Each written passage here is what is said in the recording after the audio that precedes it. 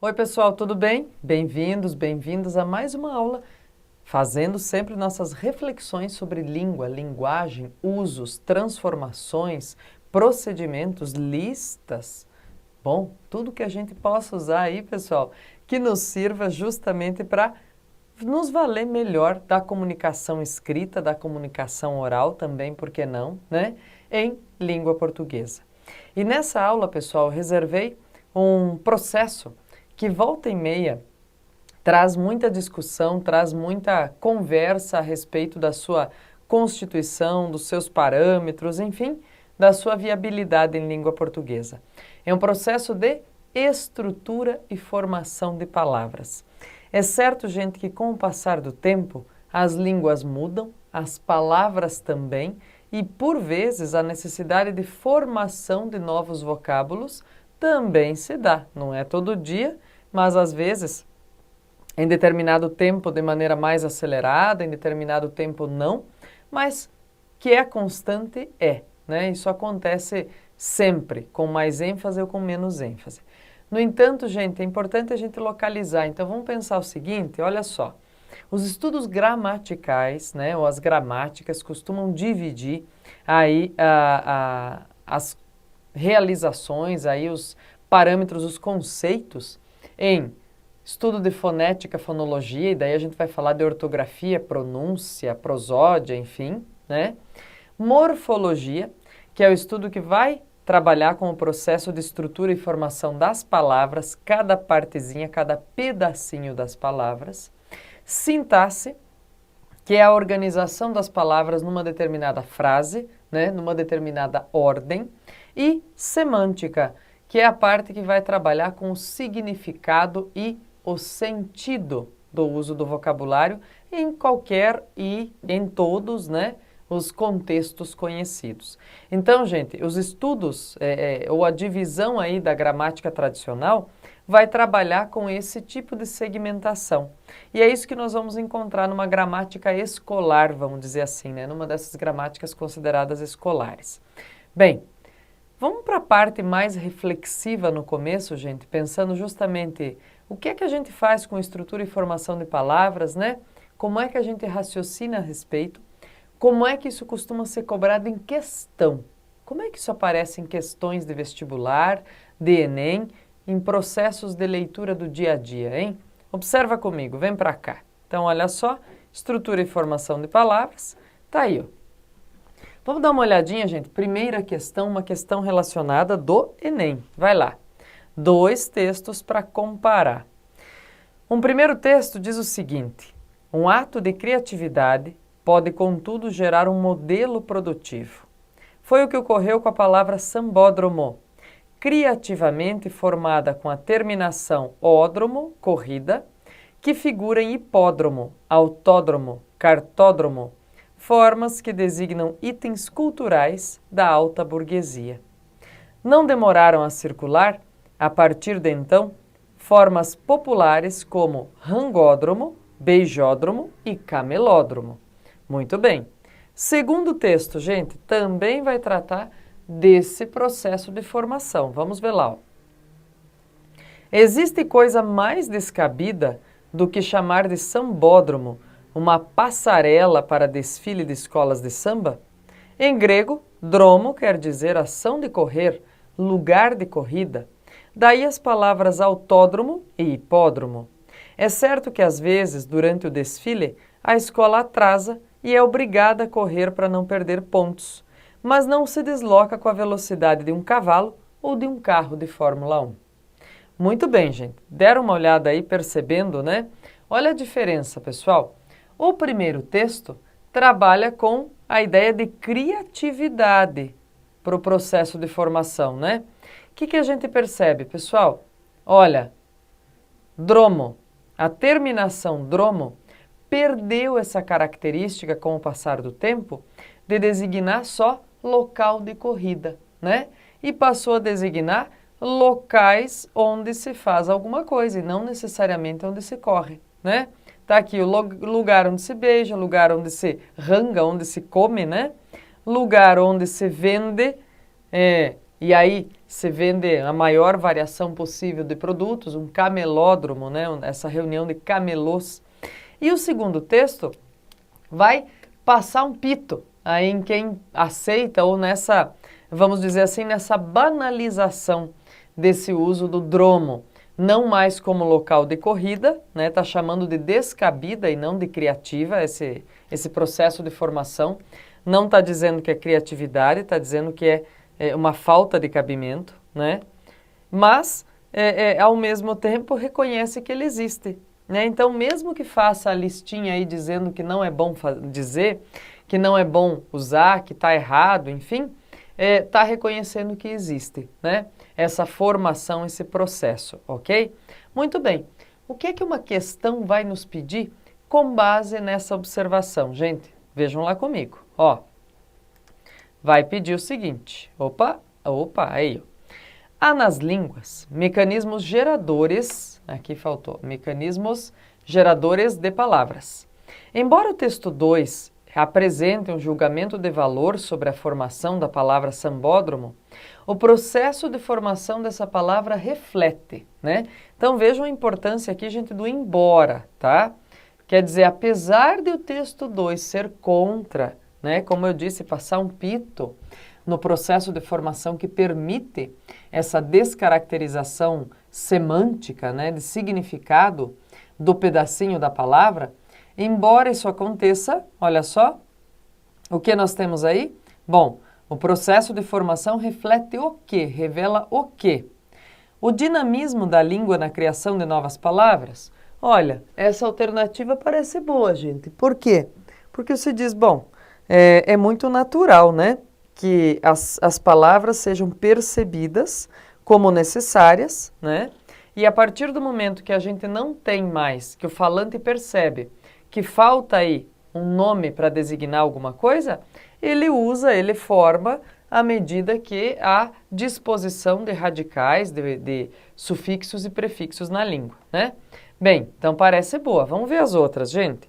Diz assim, uma nova realidade limitando o aparecimento de novas palavras? Peraí, pessoal. Veja, está havendo a descaracterização de um sufixo que designava corrida, para transformá-lo em sufixo mais abrangente. Como é que eu posso falar em limitação, então, com esse processo? Não é limitação, é expansão, é ampliação, beleza? Muito bem, então vai lá, ó. Não está limitando não, está expandindo. A apropriação inadequada de mecanismos de criação de palavras por leigos. Gente, não existe alguém que tenha uma licença na língua, né? No processo de uma língua, de dizer, ó, você tem licença para criar palavras, né? Para ficar falando em gente leiga criando palavras. Não. Quem cria palavras são os falantes, gente. Não importa de que classe social ou que licença eles pudessem ter para fazer isso, né? Se a palavra pega, se a palavra liga, né, vinga na língua, daí já é outro papo. Mas quem cria a palavra nova, gente, é qualquer um, qualquer falante, tá? Depois, o reconhecimento da impropriedade semântica dos neologismos, gente. Quem está falando que há uma impropriedade semântica do neologismo, ou seja, da palavra nova, é o texto 2. Não é o processo de formação dessa palavra, tá? Vejam a ressalva, olha o embora aí, né?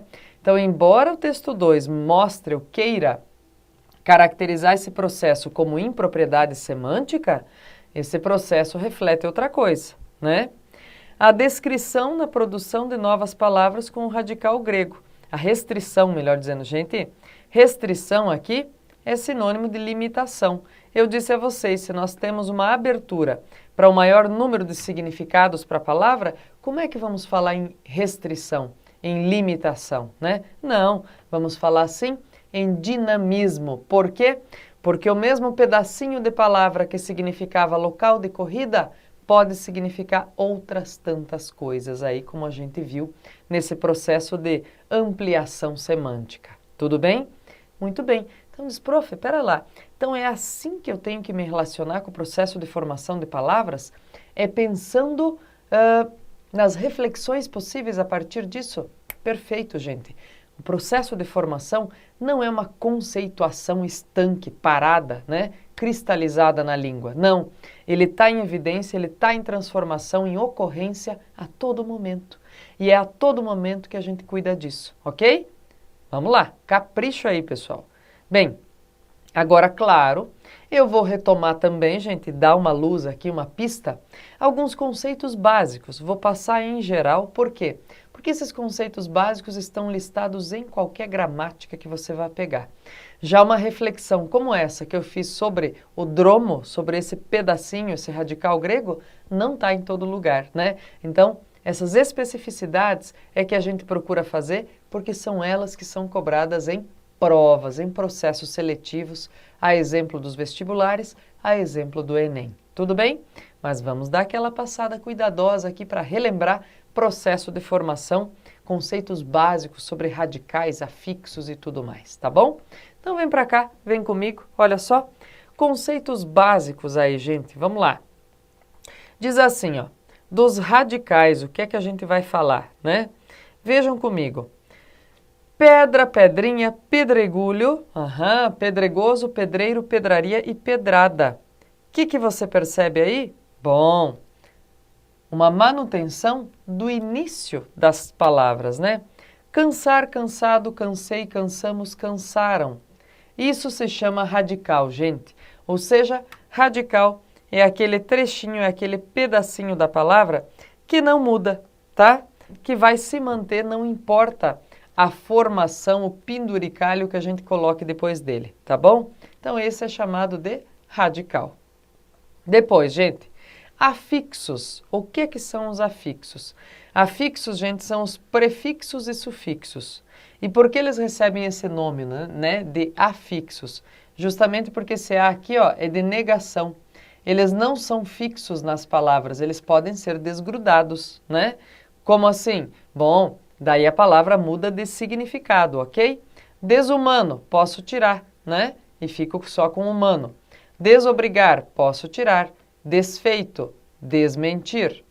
Olha lá, fielmente, calmamente, calorosamente, drasticamente. E aí nós temos o que, pessoal? Bom, aqui é um sufixo de negação, né? Tá? De negação. Aqui nós temos, aqui é um prefixo de negação, tá? Porque ele vem antes do radical, né? Prefixo de negação.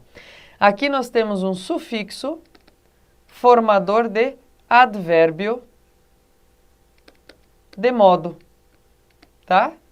Um sufixo formador de advérbio de modo, tá aí, tá? É mente, palavrinhas ou adjetivos que vão ser transformados em palavras com o sufixo mente são transformados em advérbios de modo, ok? Muito bem, gente, tá aí, ó. Pessoal, os nomes, né, que a gente dá para essas tabelinhas, para esses morfemas. Nós temos morfemas lexicais e morfemas gramaticais, né? O morfema lexical, gente, é aquele que de fato dá nome, dá força de significado à palavra, tá? Que é o radical, que é o que não muda. O morfema gramatical, por sua vez, é aquele que pode ser acrescentado ao radical ou não, tá? Então, ok? Pode ser acrescentado ou não. Desinências, gente, vamos tomar um cuidado para a gente não confundir sufixo com desinência, por exemplo, né? Sufixo é esse pedacinho que transforma, claro que é agregado ao radical em muitos casos, para transformar essa palavra. A desinência não, pessoal. Vamos dar uma olhadinha, ela tem outras funções, outras características, embora seja acoplada sempre também ao finalzinho da palavra, tá? Vamos dar uma olhada? Então, olha só. Primeiro o conceito, né? O que é, pessoal, uma desinência? Diz assim, ó, é o nome dado aos morfemas que indicam flexões de palavras variáveis. Então, não é a mesma função que o sufixo exerce, tá? Flexões de palavras variáveis, como assim? Desinência nominal, veja só, bolachas recheadas, biscoitos recheados. O A, aqui, gente, vai poder ser chamado de desinência de gênero, feminino, né? E o S vai ser chamado de desinência de número plural, tá bom? Desinências verbais, vejam, o R é de infinitivo, tá? Aqui a desinência é número pessoal, para falar que é a primeira pessoa do plural, tá? Depois nós vamos ter, olha só, desinências modo-temporais, para marcar também, né, o modo e o tempo, não só o número e a pessoa, em que o verbo está flexionado, e assim por diante, gente. Então, só tomar um cuidado, ok? Desinência não é sinônimo de sufixo, tá bem? Então, toma esse cuidado. Eu nunca poderia dizer, por exemplo, que aquele dromo que a questão tratava lá, a questão anterior, de sambódromo, é uma desinência. Não, ele é um sufixo, tá bem? Então, vamos lá, segue comigo. Vogais temáticas, gente. O que são as vogais temáticas? São aquelas letrinhas que vêm acrescidas aí, vêm juntinho do radical, na verdade, né? Então, veja, elas não indicam gênero das palavras, gente, ok? Por exemplo, cuidado, porque quando a gente fala em vogal temática nominal, né? Então, elas não indicam. Como que eu estou dizendo isso? Bom, tem gente que vai dizer que medo, né, é do gênero masculino, tá? Então, dizer assim, indica gênero. Diz, bom, o medo, ok, tá? Poderia dizer porque ele tem o artigo definido singular masculino na frente, ok? Mas veja só, aqui pode ser o artista e a artista. Então, eu não posso dizer que a vogal temática é masculina ou feminina, indica gênero, não, tá? O medo, ó, o U é vogal temática, não é indicativo de gênero. Inteligente, ó, como é que eu vou saber? Eu posso ter o inteligente e a inteligente. Então, não é assim que funciona, gente, quando nós vamos caracterizar aí as palavras pelo seu gênero, tá? Quem vai indicar o gênero de verdade é, na verdade, o artigo que acompanha ou as outras palavrinhas que se flexionam e acompanham o substantivo. Elas sim vão indicar o gênero a que ele pertence, tá? No caso dos verbos, pessoal, a vogal temática vai nos indicar se eles são de primeira, segunda ou terceira conjugações, ok? Como nós vamos ter aqui, ó, primeira conjugação, amar, então tá aqui, ó, a vogal temática é a. Segunda conjugação, comer, tá aí o E. Terceira conjugação, dormir, tá? Tá aqui, ó.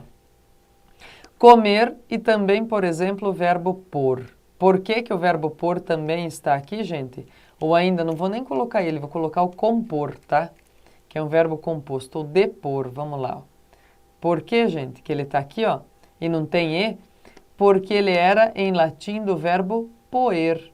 Então, tinha E na sua conjugação, tá? É uma questão etimológica que faz com que verbos terminados em or fiquem na segunda conjugação, tudo bem? Tá bem, então vamos lá. Agora, veja só, gente, quando tem acréscimo, né? De uma vogal ou de uma consoante de ligação. Elas são empregadas geralmente, elas foram inseridas aí de maneira natural, né? Quase que naturalmente mesmo, gente. De maneira muito espontânea. Para ligar radicais e sufixos. Por exemplo, bárbaro e dade. O que nós temos no meio? Nós não temos barbarodade. Barbaridade. Uma vogal de ligação. Café mais eira. Essa aqui é uma das minhas preferidas, gente, porque pode gerar muita confusão. Por quê? Porque nós já temos em português cafeeira para indicar um adjetivo, por exemplo, ó, cafeeira. Para falar de quê? De indústria cafeeira, tá? Por exemplo, a gente já tem a produção cafeeira, ok? Então, a gente vai ter que colocar um T aqui, justamente para falar do aparelho que faz café, né? Para chamar de cafeteira, para diferenciar. É um jeito também de diferenciar o cafeeira do cafeteira, tá? Por isso, uma consoante de ligação aí, ok? Processos de composição e outros ainda nas palavras. Gente, processo de composição é o quê? Quando uma palavra resulta da combinação de dois radicais. Por exemplo, cachorro quente. Telefone, dois radicais gregos, tá? Composição por justaposição. É a combinação de dois ou mais radicais que não sofrem alteração em sua forma. Por isso, gente, é justaposição. É um do ladinho do outro sem que um ou outro perca nada, tá? Então, passa tempo. Quinta-feira. Gira, aqui é R, desculpem, sol. Auto, escola. Nenhum dos dois perdeu nem um pedacinho, eles só se grudaram, tá? Já na aglutinação, vejam, aglutinação é amontoado mesmo, né?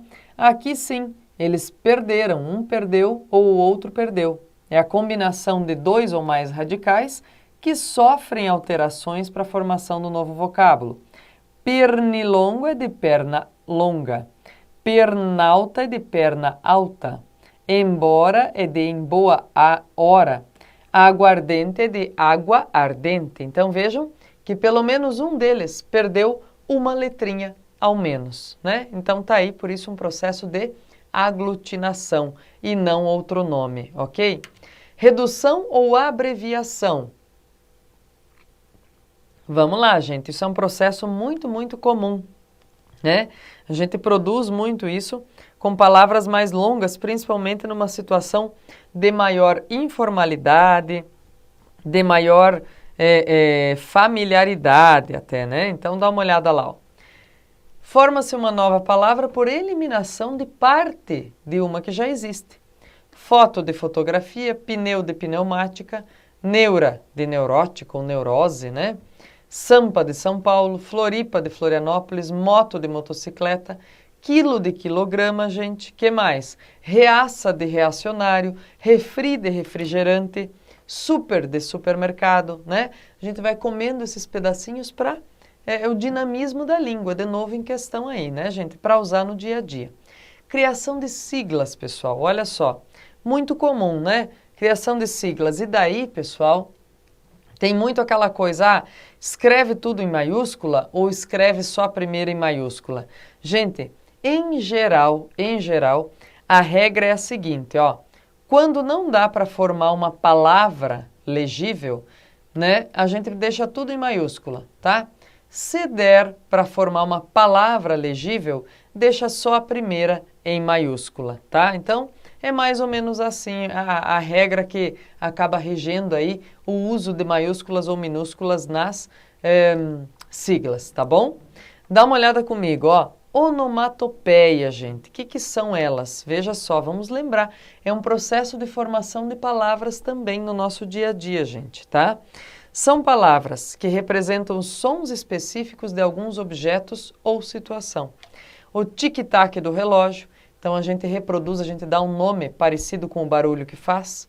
Bang bang, para o barulho das armas, né? Por isso a gente tem até um gênero de filme que a gente chama de filme de bang bang, né? Ou seja, é filme de faroeste, de muito tiro, tá? Blá blá blá, né? Olha, é papo sem conteúdo, muita conversa e pouco conteúdo. Neologismos, como é que eles se formam e por quê? Vejam lá, no exemplo, gente, da primeira questão que analisamos, sambódromo é uma palavra relativamente recente, é um neologismo em língua portuguesa, né? Feita justamente a partir desse pedacinho de palavra grega dromo, ok? Neos é novo, logos, palavra, então o processo de formar, de fazer neologismos é o processo de formação de novas palavras. Todas as línguas inventam palavras novas para dar conta das necessidades do falante. Opa, sobrou um plural aqui. Que muda com o tempo, né? As palavras, as necessidades também mudam. O que são os empréstimos lexicais, gente?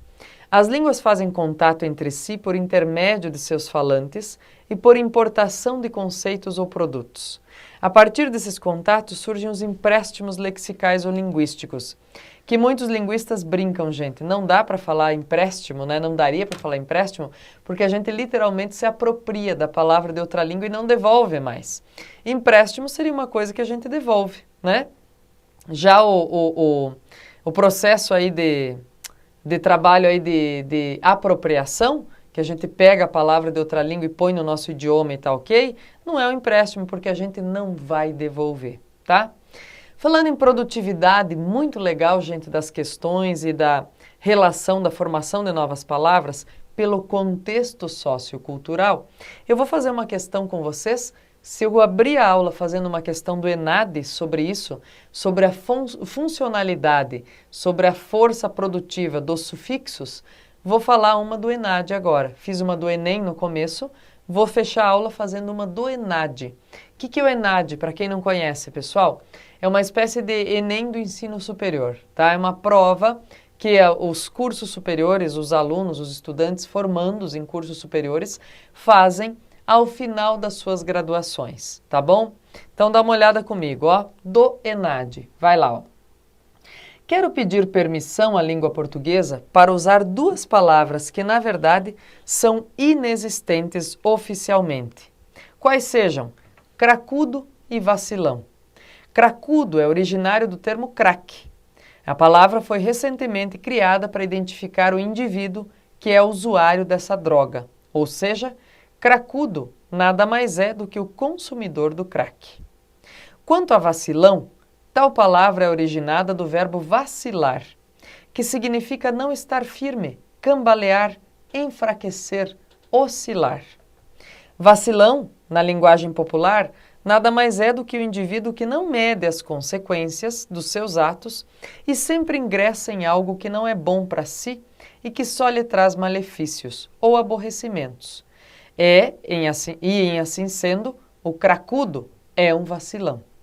Muito bem, aí diz assim, ó, o sufixo ão opera como uma desinência formadora de aumentativos, superlativos e agentivos em português, como indicado no exemplo apresentado no texto acima, né? Então vejam, olha só pessoal, que importante. A prof disse a vocês ao longo da aula que sufixo não é sinônimo de desinência, né? E não é mesmo, gente, ó. O ão é um sufixo formador de aumentativo, então ele opera como uma desinência, mas ele não é sinônimo de desinência, tá? Então tomem esse cuidado, ok? Tem-se também o sufixo udo, que indica grande quantidade de x. Seu uso mais típico é x igual a parte aumentada. Por exemplo, orelhudo, narigudo, beiçudo, cracudo, né? É o barrigudo, é o que tem algo em excesso.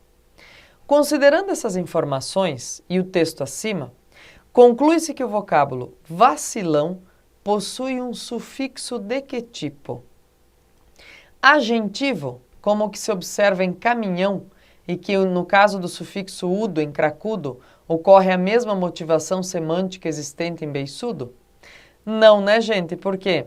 Porque no caso em cracudo, não é uma parte aumentada, né, que a pessoa tem. Então não é isso.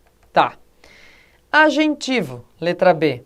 Como o uso se observa em mijão, quer dizer, é quem faz muito isso, quem vacila demais, né? Mijão é quem mija demais. E que o sufixo udo, em cracudo, apresenta a mesma motivação semântica existente em orelhudo e narigudo. De novo, né, gente? Cracudo não é aquele que tem a parte aumentada, como narigudo e orelhudo. Letra C. Agentivo, assim como o vocábulo resmungão, que é da mesma naipe aí de mijão, que faz demais, que resmunga muito nesse caso, né?